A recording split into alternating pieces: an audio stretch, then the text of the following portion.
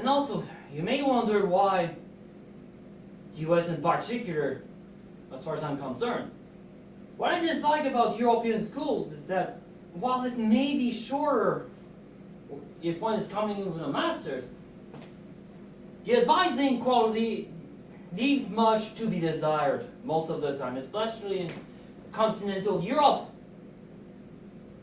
Although the language barrier is less of a problem than one may initially think. And it could be a real issue if your doctoral contract states that you have to TA some courses. Teaching assistantships often require you that you master the local language of your university.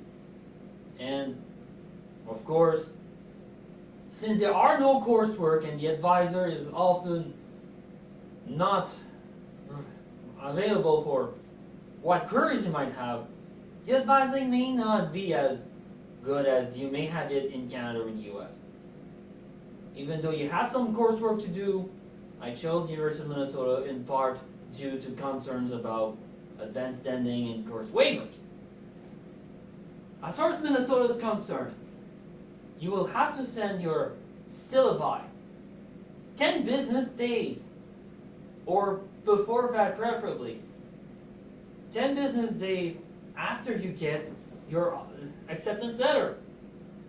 And then they will check whether there are some courses that can get waived, or if taken during a master's, granted as advanced standing.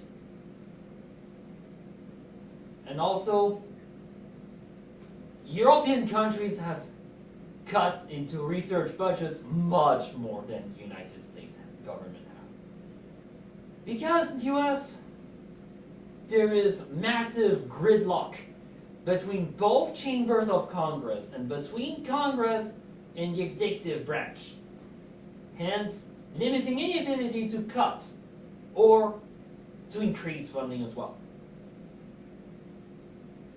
And US schools have greater ability to compensate for any cuts in government funding with using the tuition money paid by undergraduates to this end.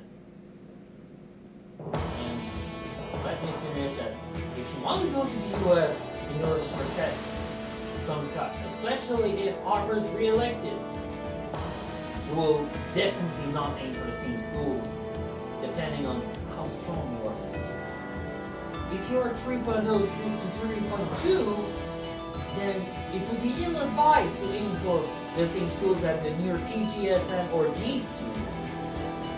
That sort of student, near-PGS or D students, can be characterized by having grades that are just a little below those of the grades of those who get PGS or D grades, and not having as much research experience, but having some nonetheless.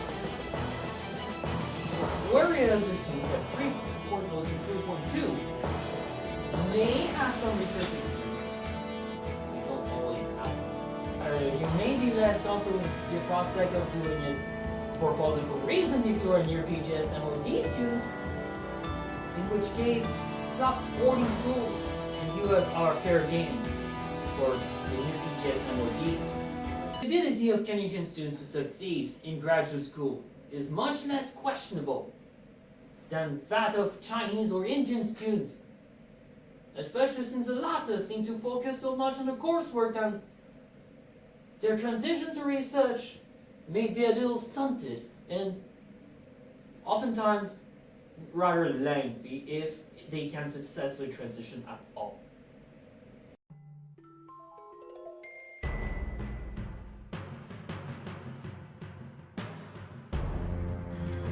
Of course, if any near PGSM or PGSD students can get admitted to any one of these following 15 schools, they may hide under the prestige of their department. Once they get there, they need not worry as much about being comfortable with, in fact, doing a political move by going to graduate school in another country. Of course, University of Illinois, otherwise known as UIUC, I would recommend to go there only if you wish to do condensed matter research. And at Yale, even though it's an IVD school, one of the most prestigious schools in the world, in physics, it's really good at one subfield while not being as good in the others. That is, particle experiments. But if you do not attend any of the following 15 schools, even Maryland, CU Boulder, Johns Hopkins, which are still perfectly fine choice, were it not only of the physics, can be open to question whether you really are there for the research or for political reasons. And, of course, since I go to Minnesota, which is not a top 20 school, but still a highly respected physics department, in the top 25 in the US, I will not be able to escape the fact that politics has motivated my choice, in whole or in part. As I said earlier, weak students need to be comfortable with the fact that they're actually doing a political move before they go abroad for graduate school.